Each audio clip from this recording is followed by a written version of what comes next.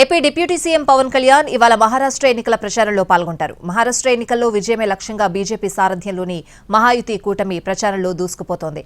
NDA కూటమి తరపున ప్రచారం చేయాల్సిందిగా పవన్ కళ్యాణ్ కోరింది బీజేపీ. ఆ పార్టీ అభ్యర్థన మేరకు పవన్ కళ్యాణ్ ప్రచారం చేయనున్నారు. మహారాష్ట్రలో 2 రోజుల పాటు 5 సభలు 2 రోడ్ షోల్లో పాల్గొనబోతున్నారు.